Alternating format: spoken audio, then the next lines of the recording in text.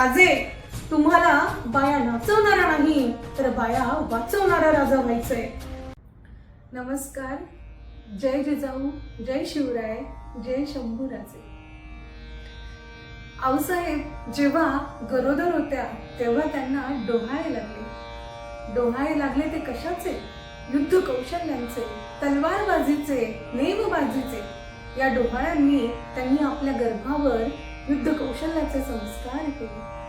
माँसाहेबांच्या उदरामध्ये स्वराज्याचा अंकुर वाढत होता आणि तो अंकुर गर्भातच प्रशिक्षित होत होता. आजकालच्या पिढीला डोहाळे लागतात ते पिझ्झा बर्गर खाण्याचे, सिनेमे पाहण्याचे, वात्रट टीका टिप्पणी वाचण्याचे, काहीही डोहाळे लागतात. परंतु आऊसाहेबांना डोहाळे लागले होते ते स्वराज्याच्या स्वप्नांचे. हिंदवी स्वराज्य पूर्ण करणाऱ्या त्या बाळाला त्या अगोदरच प्रशिक्षण देऊ लागले.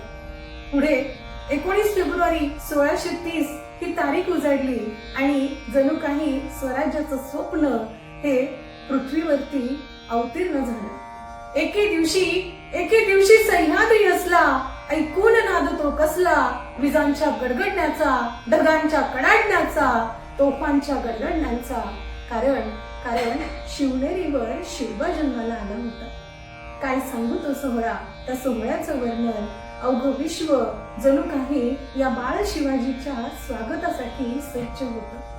19 फेब्रुवारी 1630 हा दिवस, ही तारीख, ही इतिहासामध्ये सुवर्णाक्षरांनी लिहिली गेली आणि खऱ्या अर्थाने हिंदवी स्वराज्याचं बीज या पृथ्वीवरती रुजू लागलं. हळूहळू दिसामासाने बाळ शिवबा वाढत होता. तसं आई जिजाऊंचं स्वप्न हे फुलत होतं, उमलत होतं. 3.5 वर्षाचे शिवाजी असताना एक प्रसंग घडला. सगळ्या मावळ्यांची पोरं ही गावामध्ये सैरावैरा पळू लागली. एकच बातमी उठली होती की गावामध्ये कुठेतरी तमाशाचा फड आलाय आणि त्या फडामध्ये बायका या नाचणार आहेत.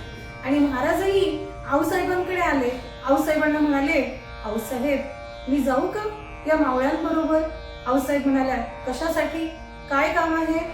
तर ते बाळ शिवाजी म्हणाले, तिकडे तमाशाचा फड आलाय आणि सगळेजण पाहण्यासाठी जाणार आहे. यावर आऊसाहेब चिडल्या, त्यांच्या पाठीवर हात ठेवला आणि म्हणाल्या, राजे, तुम्हाला बाया नाचवणारा नाही तर बाया वाचवणारा राजा व्हायचंय. त्यामुळे हे आत्ताच इथेच थांबलं पाहिजे. असं 3.5 वर्षाच्या आपल्या बाळाला सांगणारी माता पुढे स्वराज्याची जननी होणार नाही का?